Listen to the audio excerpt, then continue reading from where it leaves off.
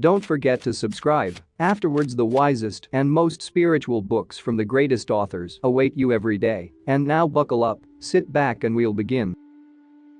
Helena Petrovna Blavatsky. The Secret Doctrine. Summing up. The history of creation and of this world, from its beginning up to the present time, is composed of 7 chapters. The 7th chapter is not yet written. T-O. The first of these 7 chapters has been attempted and is now finished. However incomplete and feeble as an exposition, it is, at any rate, an approximation using the word in a mathematical sense to that which is the oldest basis for all subsequent cosmogonies. The attempt to render in a European tongue the grand panorama of the ever-periodically recurring law, impressed upon the plastic minds of the first races endowed with consciousness, by those who reflected the same from the universal mind, is daring, for no human language, save the Sanskrit which is that of the gods, can do so with any degree of adequacy. But the failures in this work must be forgiven for the sake of the motive. As a whole, neither the foregoing nor what follows can be found in full anywhere. It is not taught in any of the 6 Indian schools of philosophy, for it pertains to their synthesis, the 7th, which is the occult doctrine. It is not traced on any crumbling papyrus of Egypt, nor is it any longer graven on a Syrian Tyler granite wall. The books of the Vedanta, the last word of human knowledge, give out but the metaphysical aspect of this world cosmogony, and their priceless thesaurus, the Upanishads, Upanishad being a compound word, expressing the conquest of ignorance by the revelation of secret spiritual knowledge, now requires the additional possession of a master key to enable the student to get at their full meaning. The reason for this I venture to state here as I learned it from a master. The name Upanishad is usually translated esoteric doctrine. These treatises form part of Shruti, or revealed knowledge, revelation in short, and are generally attached to the Brahmana portion of the Vedas as their 3rd division. Now the Vedas have a distinct dual meaning, one expressed by the literal sense of the words, the other indicated by the meter and the svara, intonation, which are as the life of the Vedas. Learned pandits and philologists of course deny that svara has anything to do with philosophy or ancient esoteric doctrines, but the mysterious connection between svara and light is one of its most profound secrets. There are over 150 Upanishads enumerated by Orientalists, who credit the oldest with being written probably about 600 years BC, but of genuine texts, there does not exist a fifth of the number. The Upanishads are to the Vedas what the Kabbalah is to the Jewish Bible. They treat of and expound the secret and mystic meaning of the Vedic texts. They speak of the origin of the universe, the nature of deity, and of spirit and soul, as also of the metaphysical connection of mind and matter. In a few words, they contain the beginning and the end of all human knowledge, but they have ceased to reveal it since the days of Buddha. If it were otherwise, the Upanishads could not be called esoteric, since they are now openly attached to the sacred Brahmanical books, which have, in our present age, become accessible even to the mlechas, outcasts, and the European Orientalists.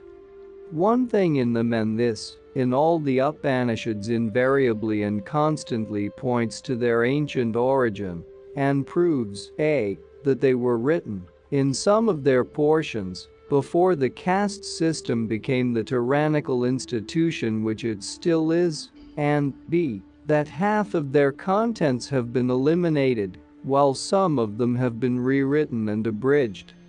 The great teachers of the higher knowledge and the Brahmins are continually represented as going to Kshatriya military caste kings to become their pupils. As Professor Cowell pertinently remarks, the Upanishads breathe an entirely different spirit from other Brahmanical writings, a freedom of thought unknown in any earlier work, except in the Rig Veda hymns themselves. The second fact is explained by a tradition recorded in one of the MSS on Buddha's life. It says that the Upanishads were originally attached to their Brahmanas after the beginning of a reform, which led to the exclusiveness of the present caste system among the Brahmins, a few centuries after the invasion of India by the twice-born. They were complete in those days and were used for the instruction of the Chelas who were preparing for initiation. This lasted so long as the Vedas and the Brahmanas remained in the sole and exclusive keeping of the temple Brahmins, while no one else had the right to study or even read them outside of the sacred caste. Then came Gautama, the prince of Kapilavastu. After learning the whole of the Brahmanical wisdom in the Rahasya, or the Upanishads, and finding that the teachings differed little, if at all, from those of the teachers of life inhabiting the snowy ranges of the Himalayas, the disciple of the Brahmins, feeling indignant because the sacred wisdom was thus withheld from all but Brahmins, determined, by popularizing it, to save the whole world. Then it was that the Brahmins, seeing that their sacred knowledge and occult wisdom was falling into the hands of the Mlecchas, abridged the texts of the Upanishads, which originally contained thrice the matter of the Vedas and the Brahmanas together, without altering, however, one word of the texts. They simply detached from the MSS the most important portions, containing the last word of the mystery of being. The key to the Brahmanical secret code remained henceforth with the initiates alone, and the Brahmins were thus in a position to publicly deny the correctness of Buddha's teaching by appealing to their Upanishads, silenced forever on the chief questions. Such is the esoteric tradition beyond the Himalayas. Sri Shankaracharya, the greatest initiate living in the historical ages, wrote many a bhashya, commentary, on the Upanishads. But his original treatises, as there are reasons to suppose, have not yet fallen into the hands of the Philistines, for they are too jealously preserved in his monasteries, Mathams. And there are still weightier reasons to believe that the priceless bhashyas on the esoteric doctrine of the Brahmins, by their greatest expounder, will remain for ages still a dead letter to most of the Hindus, except the Smartava Brahmins. This sect, founded by Shankaracharya, which is still very powerful in southern India, is now almost the only one to produce students who have preserved sufficient knowledge to comprehend the dead letter of the bhashyas. The reason for this, I am informed, is that they alone have occasionally real initiates at their head in their mathams, as for instance, in the Sringagiri, in the western Ghats of Mysore. On the other hand, there is no sect, in that desperately exclusive caste of the Brahmins, more exclusive than is the Smartava, and the reticence of its followers to say what they may know of the occult sciences and the esoteric doctrine is only equaled by their pride and learning. Therefore, the writer of the present statement must be prepared beforehand to meet with great opposition, and even the denial of such statements as are brought forward in this work. Not that any claim to infallibility, or to perfect correctness in every detail of all which is herein written, has ever been put forward. Facts are there, and they can hardly be denied. But, owing to the intrinsic difficulties of the subjects treated of, and the almost insurmountable limitations of the English tongue, as of all other European languages, to express certain ideas, it is more than probable that the writer has failed to present the explanations in the best and the clearest form. Yet all that could be done, under every adverse circumstance, has been done, and this is the utmost that can be expected of any writer. Let us recapitulate and, by the vastness of the subjects expounded, show how difficult, if not impossible, it is to do them full justice. 1. The secret doctrine is the accumulated wisdom of the ages, and its cosmogony alone is the most stupendous and elaborate of all systems, even as veiled in the exotericism of the Puranas. But such is the mysterious power of occult symbolism that the facts which have actually occupied countless generations of initiated seers and prophets to marshal, set down and explain, in the bewildering series of evolutionary progress, are all recorded on a few pages of geometrical signs and glyphs. The flashing gaze of those seers has penetrated into the very kernel of matter and recorded the soul of things there, where an ordinary profane observer, however learned, would have perceived but the external work of form. But modern science believes not in the soul of things, and hence will reject the whole system of ancient cosmogony. It is useless to say that the system in question is no fancy of one or several isolated individuals, that it is an uninterrupted record, covering thousands of generations of seers, whose respective experiences were made to test and verify the traditions, passed on orally by one early race to another, of the teachings of higher and exalted beings, who watched over the childhood of humanity, that for long ages. The wise men of the fifth race, of the stock saved and rescued from the last cataclysm and the shifting of continents, passed their lives in learning, not teaching. How did they do so? It is answered. By checking, testing, and verifying, in every department of nature, the traditions of old, by the independent visions of great adepts, that is to say, men who have developed and perfected their physical, mental, psychic, and spiritual organizations to the utmost possible degree. No vision of one adept was accepted till it was checked and confirmed by the vision so obtained as to stand as independent evidence of other adepts, and by centuries of experience. 2. The fundamental law in that system, the central point from which all emerges, around and towards which all gravitates, and upon which is hung all its philosophy, is the one homogeneous divine substance principle, the one radical cause. Some few, whose lamps shone brighter, have been led from cause to nature's secret head, and found that one first principle must be. It is called substance principle, for it becomes substance on the plane of the manifested universe, an illusion, while it remains a principle in the beginningless and endless abstract, visible and invisible, space.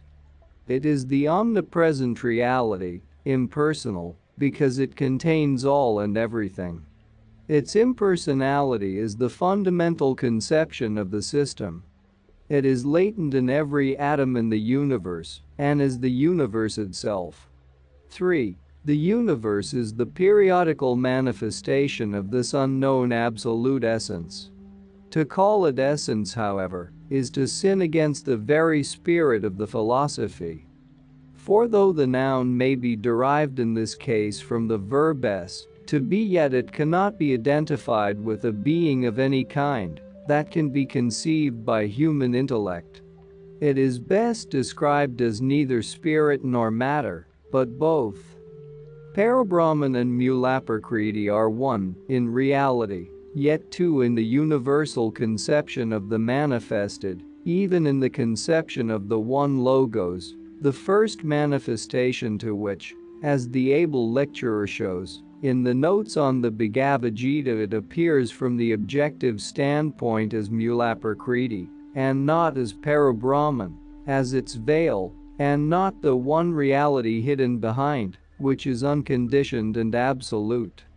4. The universe, with everything in it, is called Maya, because all is temporary therein, from the ephemeral life of a firefly to that of the sun. Compared to the eternal immutability of the One, and the changelessness of that principle, the universe, with its evanescent ever-changing forms, must be necessarily, in the mind of a philosopher, no better than a will-o'-the-wisp. Yet, the universe is real enough to the conscious beings in it, which are as unreal as it is itself. 5. Everything in the universe, throughout all its kingdoms, is conscious, i.e., endowed with a consciousness of its own kind and on its own plane of perception. We men must remember that, simply because we do not perceive any signs of consciousness which we can recognize, say, in stones, we have no right to say that no consciousness exists there. There is no such thing as either dead or blind matter, as there is no blind or unconscious law. These find no place among the conceptions of occult philosophy. The latter never stops at surface appearances, and for it the nominal essences have more reality than their objective counterparts, wherein it resembles the system of the medieval nominalists, for whom it was the universals that were the realities, and the particulars which existed only in name and human fancy. 6. The universe is worked and guided, from within outwards.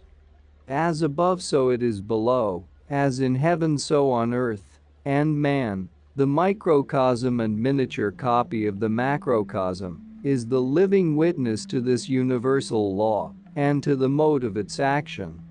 We see that every external motion, act, gesture, whether voluntary or mechanical, organic or mental, is produced and preceded by internal feeling or emotion, will or volition, and thought or mind. As no outward motion or change, when normal, in man's external body, can take place unless provoked by an inward impulse, given through one of the three functions named, so with the external or manifested universe. The whole cosmos is guided, controlled, and animated by almost endless series of hierarchies of sentient beings, each having a mission to perform, and who, whether we give them one name or another, whether we call them Dayan Chohins or angels or messengers, in the sense only that they are the agents of karmic and cosmic laws. They vary infinitely in their respective degrees of consciousness and intelligence, and to call them all pure spirits, without any of the earthly alloy which time is wont to prey upon, is only to indulge in poetical fancy.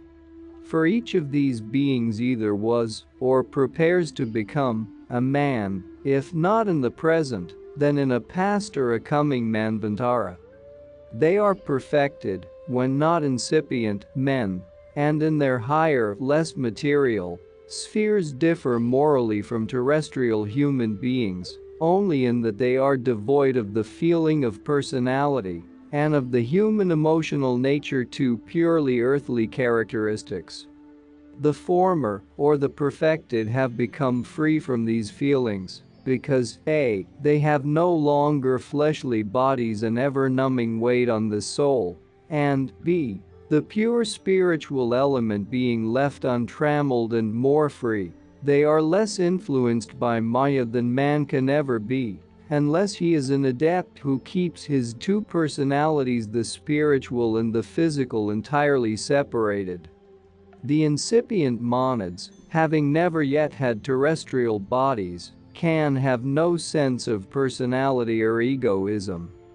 That which is meant by personality being a limitation and a relation, or, as defined by Coleridge, individuality existing in itself, but with a nature as a ground. The term cannot of course be applied to non-human entities, but, as a fact insisted upon by generations of seers, none of these beings, high or low, have either individuality or personality as separate entities, i.e., they have no individuality in the sense in which a man says, "I am myself and no one else." In other words, they are conscious of no such distinct separateness as men and things have on earth.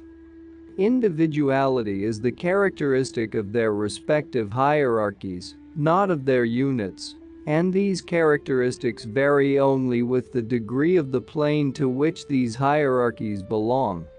The nearer to the region of homogeneity and the one divine, the purer and the less accentuated is that individuality in the hierarchy. They are finite in all respects, with the exception of their higher principles, the immortal sparks, reflecting the universal divine flame, individualized and separated only on the spheres of illusion, by a differentiation as elusive as the rest. They are living ones because they are the streams projected on the cosmic screen of illusion from the absolute life, beings in whom life cannot become extinct before the fire of ignorance is extinct in those who sense these lives.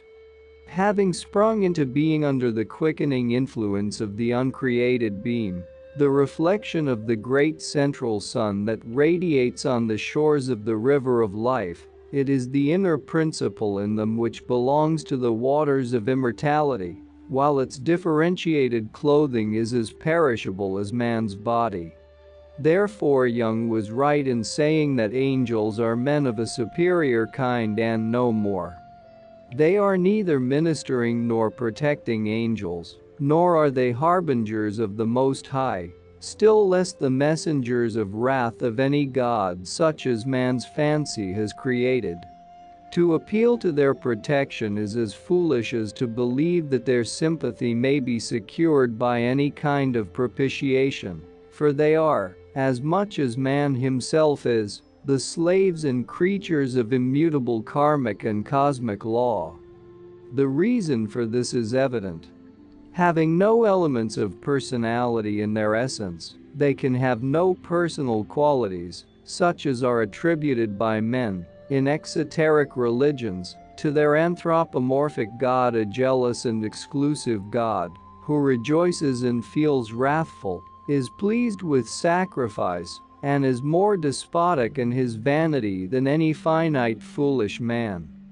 Man, being a compound of the essences of all these celestial hierarchies, may succeed in making himself, as such, superior, in one sense, to any hierarchy or class, or even combination of them. Man can neither propitiate nor command the devas, it is said. But, by paralyzing his lower personality, and arriving thereby at the full knowledge of the non-separateness of his higher self from the one absolute self, man can, even during his terrestrial life, become as one of us. Thus it is, by eating of the fruit of knowledge, which dispels ignorance, that man becomes like one of the Elohim, or the Dionys, and once on their plane, the spirit of solidarity and perfect harmony, which reigns in every hierarchy, must extend over him and protect him in every particular. The chief difficulty which prevents men of science from believing in divine as well as in nature spirits is their materialism. The main impediment before the spiritualist which hinders him from believing in the same, while preserving a blind belief in the spirits of the departed, is the general ignorance of all except some occultists and Kabbalists about the true essence and nature of matter.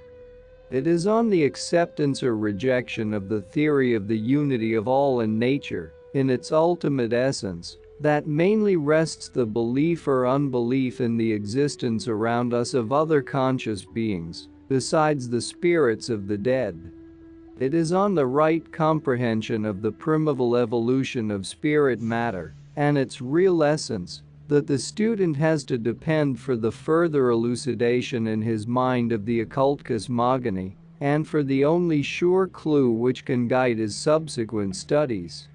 In sober truth, as just shown, Every so-called spirit is either a disembodied or a future man.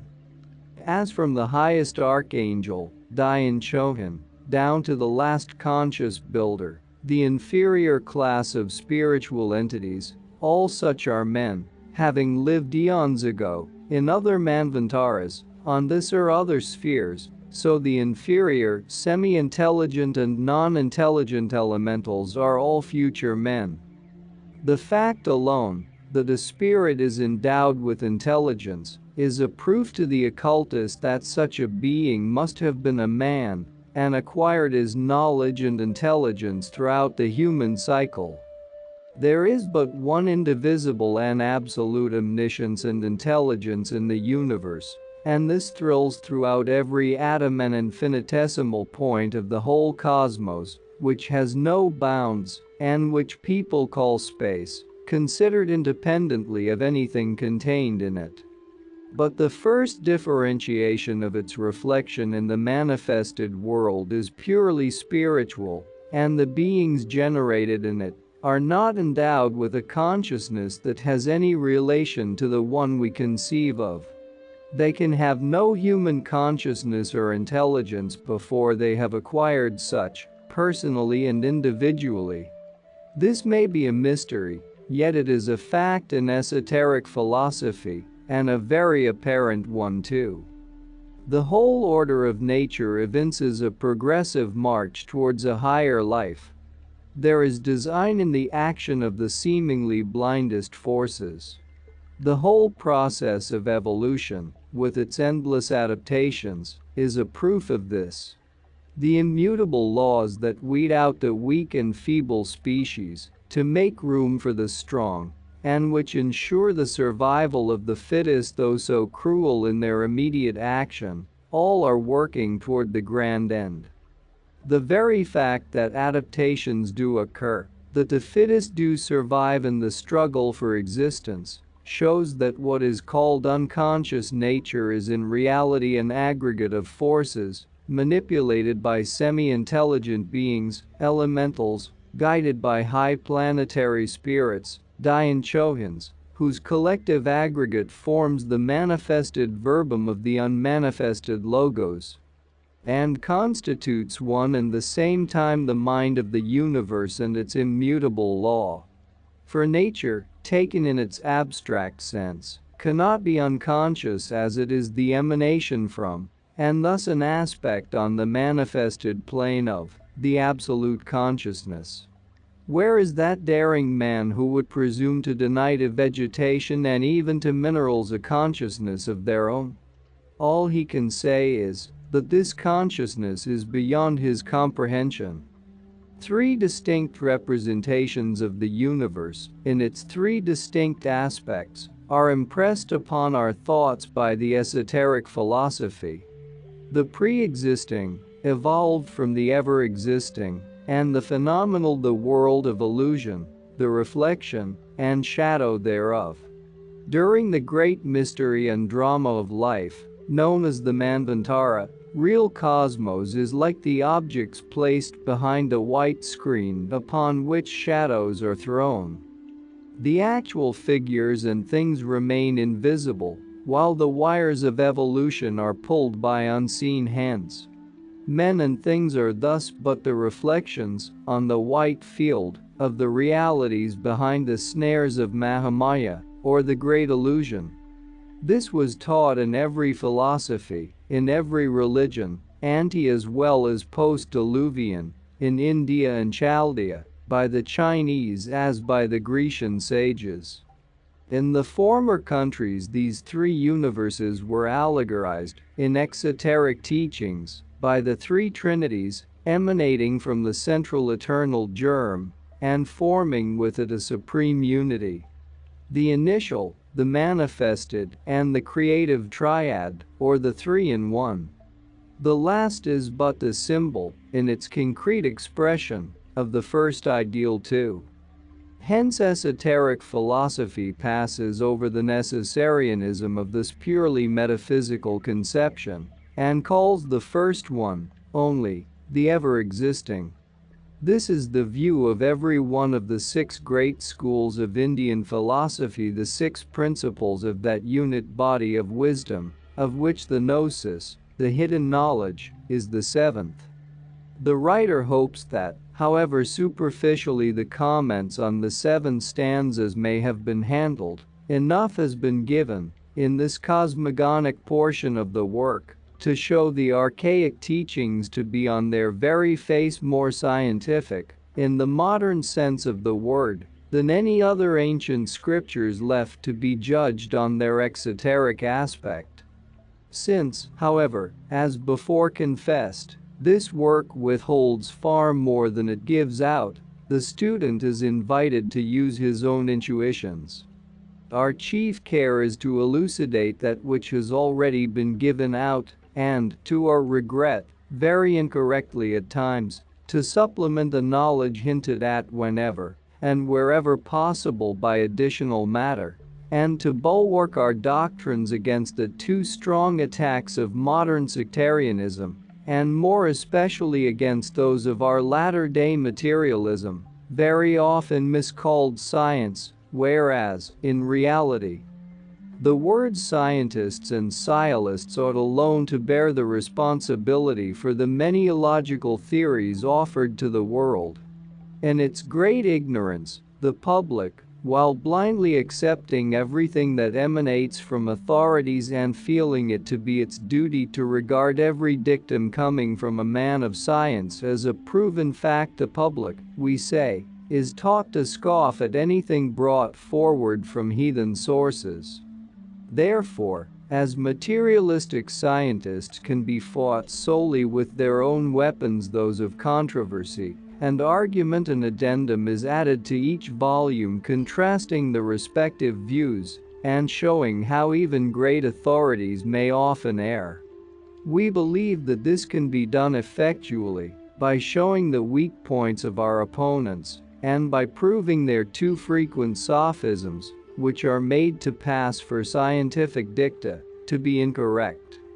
We hold to Hermes and his wisdom in its universal character, they to Aristotle, as against intuition and the experience of the ages, fancying that truth is the exclusive property of the Western world. Hence the disagreement. As Hermes says, knowledge differs much from sense, for sense is of things that surmount it, but knowledge is the end of sense, i.e., of the illusion of our physical brain and its intellect, thus emphasizing the contrast between the laboriously acquired knowledge of the senses and mind, manas, and the intuitive omniscience of the spiritual divine soul, buddhi. Whatever may be the destiny of these actual writings in a remote future, we hope to have so far proven the following facts. 1. The secret doctrine teaches no atheism, except in the sense underlying the Sanskrit word nastika, a rejection of idols, including every anthropomorphic god. In this sense, every occultist is an astika. 2. It admits a logos, or a collective creator of the universe, a demiurge, in the sense implied when one speaks of an architect as the creator of an edifice, whereas that architect has never touched one stone of it, but, furnishing the plan, has left all the manual labor to the masons. In our case, the plan was furnished by the ideation of the universe, and the constructive labor was left to the hosts of intelligent powers and forces. But that demiurge is no personal deity, i.e., an imperfect extra-cosmic god, but only the aggregate of the Dayan Chohans and the other forces. 3. The Dayan Chohans are dual in their character, being composed of a. the irrational brute energy, inherent in matter, and b. the intelligent soul, or cosmic consciousness, which directs and guides that energy, and which is the Dayan Chohanic thought, reflecting the ideation of the universal mind. This results in a perpetual series of physical manifestations and moral effects on Earth during manvantaric periods, the whole being subservient to karma. as that process is not always perfect, and since, however many proofs it may exhibit of a guiding intelligence behind the veil, it still shows gaps and flaws, and even very often results in evident failures. Therefore, neither the collective host, demiurge, nor any of the working powers individually are proper subjects for divine honors or worship. All are entitled to the grateful reverence of humanity, however, and man ought to be ever striving to help the divine evolution of ideas by becoming, to the best of his ability, a co-worker with nature in the cyclic task. The ever unknowable and incognizable Karana alone, the causeless cause of all causes, should have its shrine and altar on the holy and ever untrodden ground of our heart, invisible, intangible, unmentioned, save through the still small voice of our spiritual consciousness. Those who worship before it ought to do so in the silence and the sanctified solitude of their souls, making their spirit the sole mediator between them and the universal spirit, their good actions the only priests, and their sinful intentions the only visible and objective sacrificial victims to the presence. When thou prayest, thou shalt not be as the hypocrites are, but enter into thine inner chamber, and having shut thy door, pray to thy Father which is in secret. Our Father is within us in secret, our seventh principle in the inner chamber of our soul perception. The kingdom of God and of heaven is within us, says Jesus, not outside. Why are Christians so absolutely blind to the self-evident meaning of the words of wisdom they delight in mechanically repeating? 4. Matter is eternal. It is the upadhi, or physical basis, for the one infinite universal mind to build thereon its ideations. Therefore, the esotericists maintain that there is no inorganic or dead matter in nature, the distinction between the two made by science being as unfounded as it is arbitrary and devoid of reason. Whatever science may think, however, an exact science is a fickle dame. As we all know by experience, occultism knows and teaches differently, as it has done from time immemorial, from Manu and Hermes down to Paracelsus and his successors. Thus, Hermes, the thrice great, says, "O, my son, matter becomes, formerly it was, for matter is the vehicle of becoming. Becoming is the mode of activity of the uncreate and foreseeing God. Having been endowed with the germ of becoming, objective matter is brought into birth, for the creative force fashions it according to the ideal forms.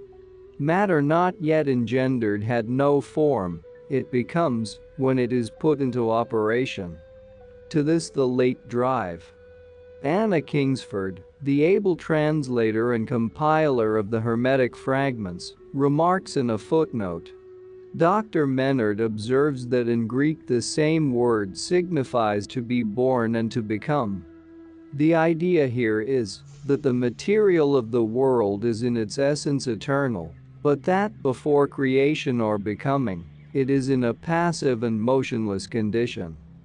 Thus it was before being put into operation, now it becomes that is, it is mobile and progressive.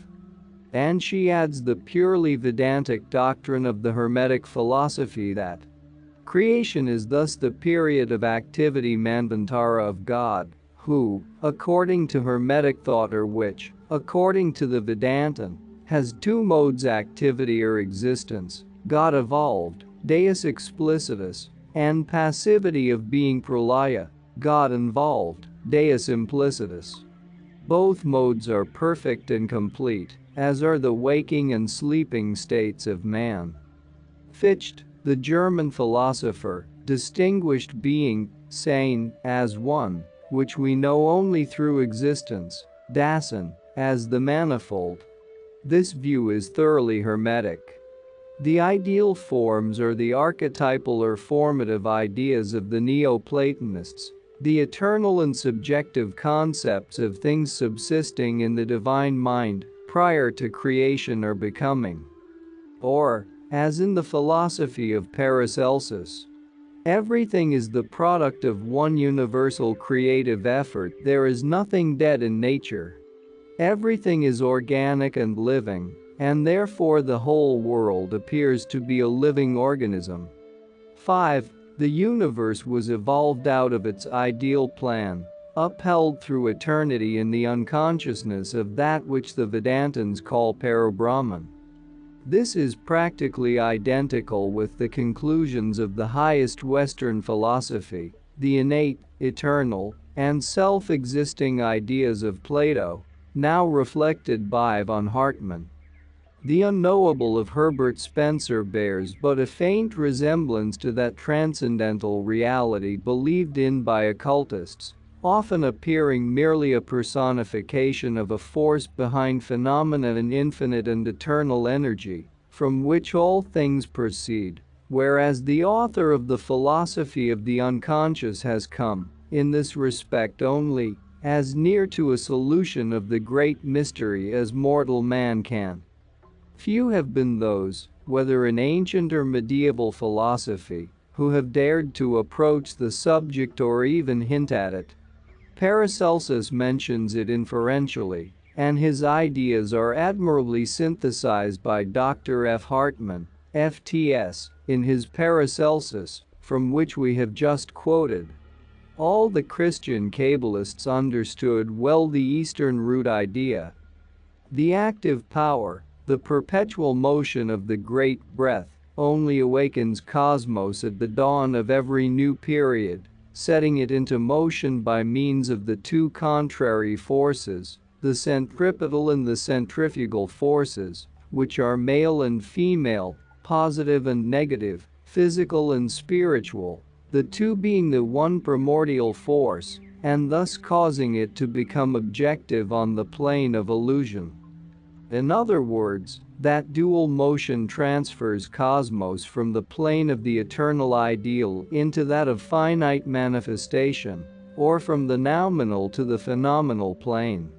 Everything that is, was, and will be, eternally is, even the countless forms, which are finite and perishable only in their objective, but not in their ideal form. They existed as ideas, in the eternity, and, when they pass away, will exist as reflections. Occultism teaches that no form can be given to anything, either by nature or by man, whose ideal type does not already exist on the subjective plane. More than this, that no form or shape can possibly enter man's consciousness or evolve in his imagination, which does not exist in prototype, at least as an approximation. Neither the form of man, nor that of any animal, plant or stone, has ever been created, and it is only on this plane of ours that it commenced becoming, that is to say, objectivizing into its present materiality, or expanding from within outwards, from the most sublimated and supersensuous essence into its grossest appearance.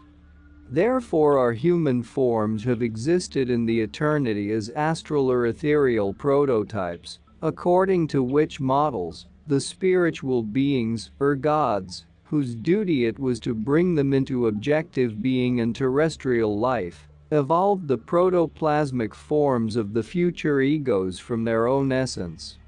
After which, when this human upadhi, or basic mold, was ready, the natural terrestrial forces began to work on these supersensuous molds, which contained, besides their own, the elements of all the past vegetable and future animal forms of this globe.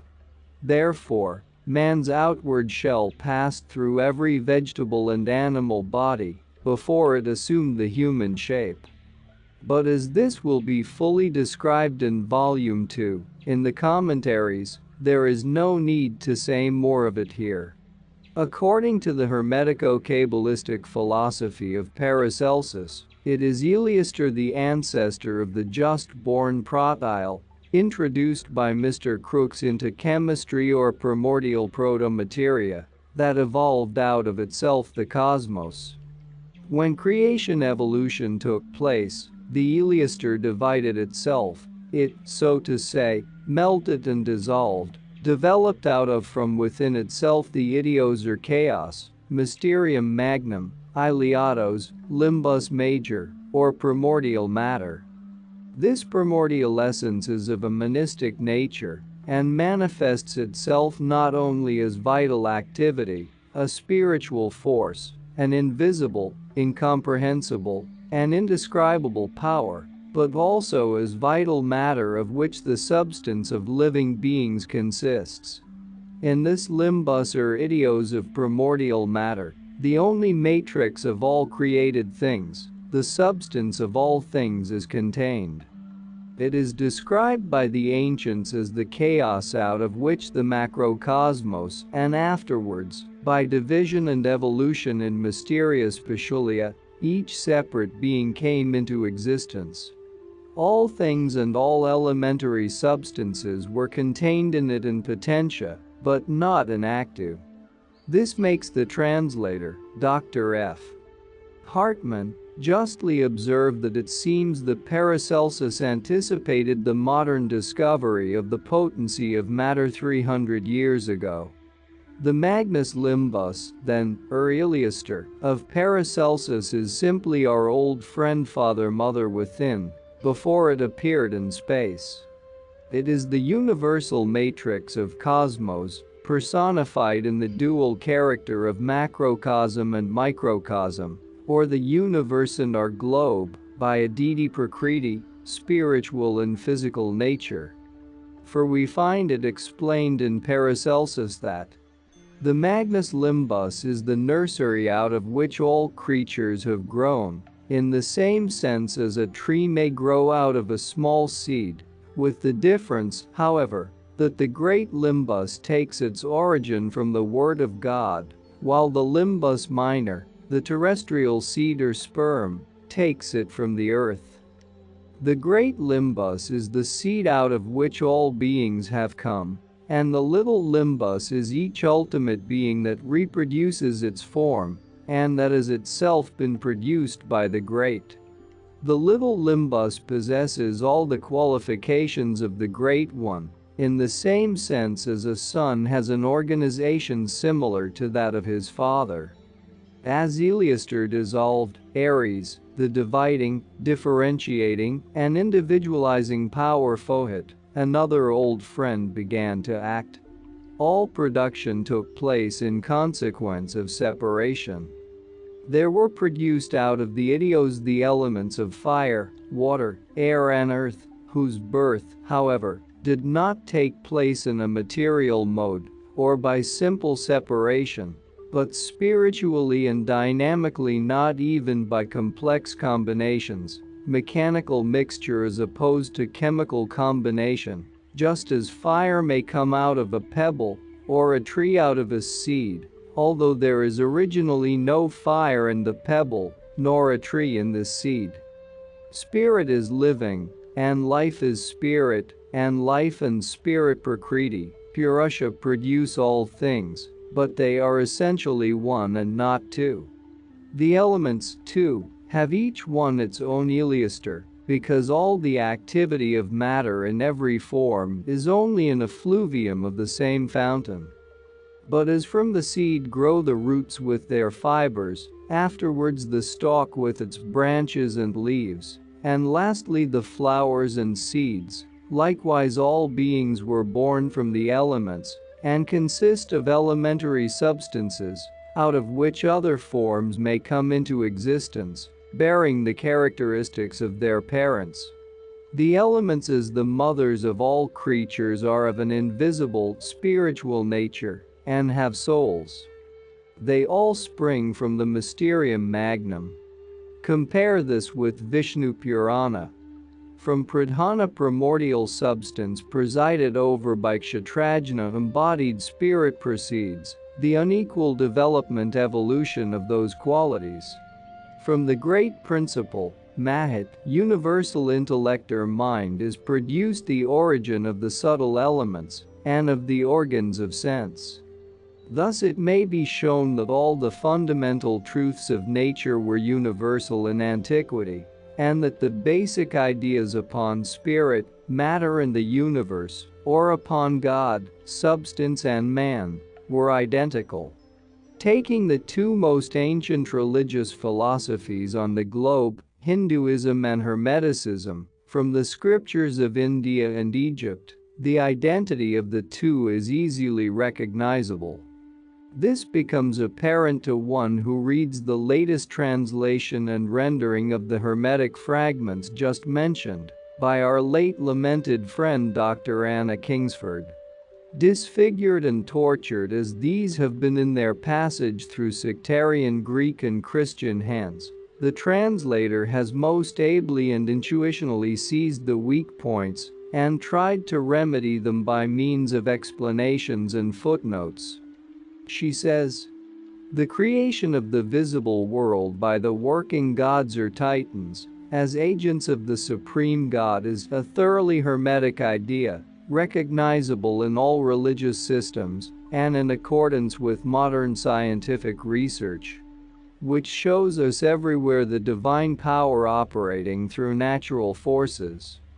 To quote from the translation, "That universal being, that contains all, and which is all, puts into motion the soul in the world, all that nature comprises.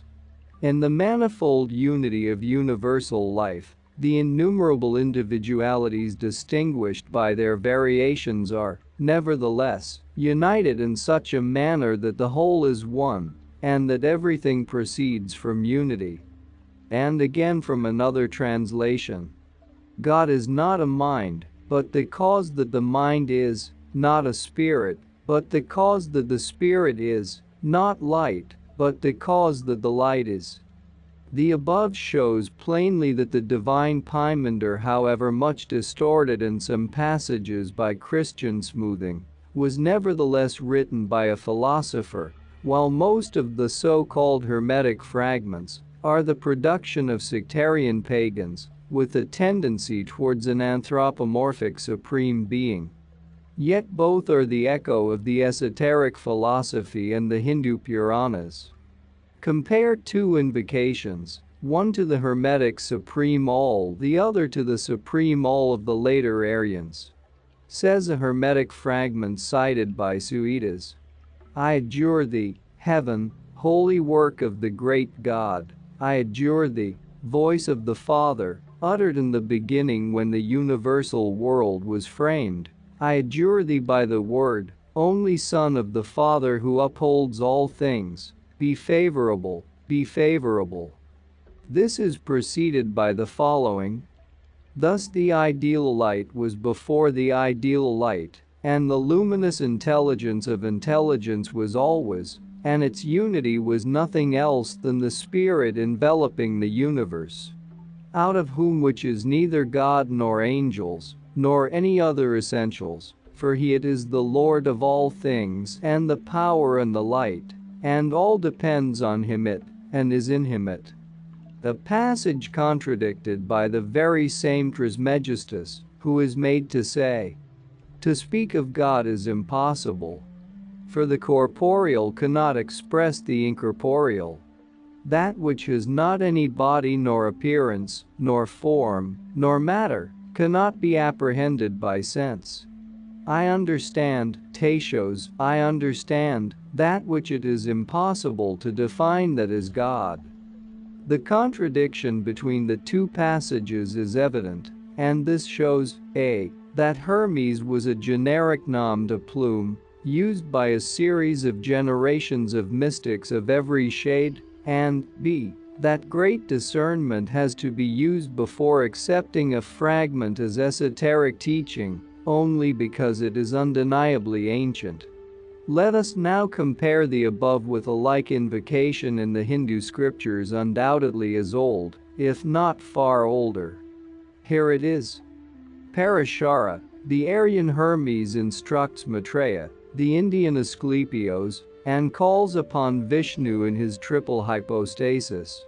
Glory to the unchangeable, holy, eternal, supreme Vishnu, of one universal nature, the mighty over all, to him who is Hiranyagarbha, Hari, and Shankara Brahma, Vishnu, and Shiva, the creator, the preserver, and destroyer of the world, to Vasudeva, the liberator of his worshippers, to him whose essence is both single and manifold, who is both subtle and corporeal, indiscreet and discrete, to Vishnu, the cause of final emancipation.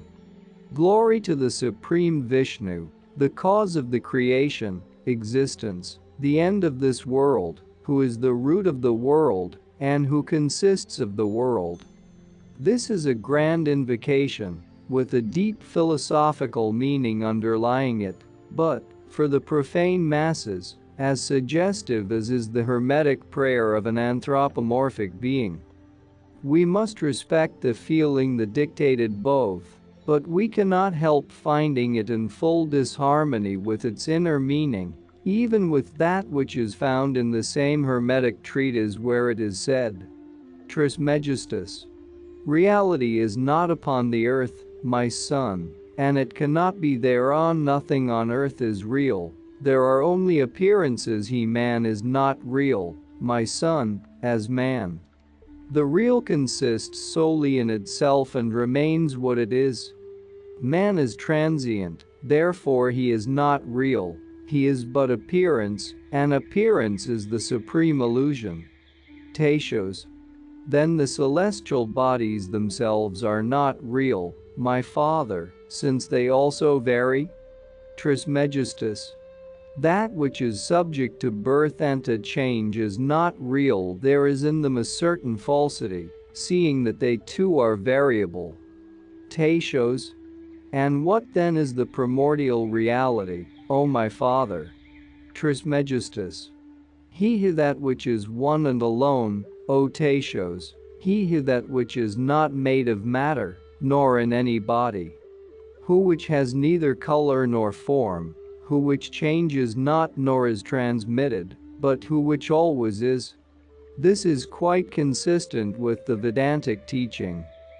The leading thought is occult, and many are the passages in the Hermetic fragments that belong bodily to the secret doctrine. This doctrine teaches that the whole universe is ruled by intelligent and semi-intelligent forces and powers, as stated from the very beginning. Christian theology admits and even enforces belief in such, but makes an arbitrary division, and refers to them as angels and devils. Science denies the existence of both, and ridicules the very idea. Spiritualists believe in the spirits of the dead, and outside these deny entirely any other kind or class of invisible beings. The occultists and Kabbalists are thus the only rational expounders of the ancient traditions, which have now culminated in dogmatic faith on the one hand, and dogmatic denial on the other. For both belief and unbelief each embrace but one small corner of the infinite horizons of spiritual and physical manifestations. And thus both are right from their respective standpoints, yet both are wrong in believing that they can circumscribe the whole within their own special and narrow barriers, for they can never do so. In this respect, science, theology, and even spiritualism show little more wisdom than the ostrich, when it hides its head in the sand at its feet, feeling sure that there can be thus nothing beyond its own point of observation, and the limited area occupied by its foolish head. As the only works now extant upon the subject under consideration, within reach of the profane of the Western civilized races, are the above-mentioned Hermetic books, or rather Hermetic fragments. We may contrast them in the present case with the teachings of esoteric philosophy. To quote for this purpose from any other would be useless, since the public knows nothing of the Chaldean works, which are translated into Arabic and preserved by some Sufi initiates. Therefore, the definitions of Asclepios as lately compiled and glossed by Dr. Anna Kingsford, FTS, some of which sayings are in remarkable agreement with the Eastern esoteric doctrine, have to be resorted to for comparison. Though not a few passages bear a strong impression of some later Christian hand, yet on the whole the characteristics of the genii and gods are those of Eastern teachings, although concerning other things, there are passages which differ widely in our doctrines. As to the genii, the Hermetic philosophers called theoi, gods, genii and daemons, those entities whom we call devas, gods, Dayan Chohans, Chitkala, the Kuan Yin of the Buddhists, and various other names. The daemons are in the Socratic sense, and even in the Oriental and Latin theological sense, the guardian spirits of the human race, those who dwell in the neighborhood of the immortals, and thence watch over human affairs, as Hermes has it. In esoteric parlance, they are called Chitkala, some of which are those who have furnished man with his fourth and fifth principles from their own essence, and others the so-called Pitras. This will be explained when we come to the production of the complete man. The root of the name is Chit, that by which the consequences of acts and species of knowledge are selected for the use of the solar conscience, the inner voice in man. With the Yajans, Chit is a synonym of Mahat, the first and divine intellect, but in esoteric philosophy, Mahat is the root of Chit, its germ, and Chit is a quality of Manas in conjunction with Buddhi, a quality that attracts to itself by spiritual affinity a Chitkala when it develops sufficiently in man. This is why it is said that Chit is a voice acquiring mystic life and becoming Kuan Yin. And that's not all, our experts and regular viewers respond to all comments. Also check if you forgot to subscribe and set your bell to receive notifications about new audiobooks and other useful self-development materials that we release regularly. Join in the discussions, don't forget to give likes and, if possible and inspired, support the development of the channel financially. All useful links will be in the description and the first attached comment. Goodness, love and wisdom to all. And now move on to watch the next part of the video at the links below, or choose something from the playlists of the channel and those you see on the screen.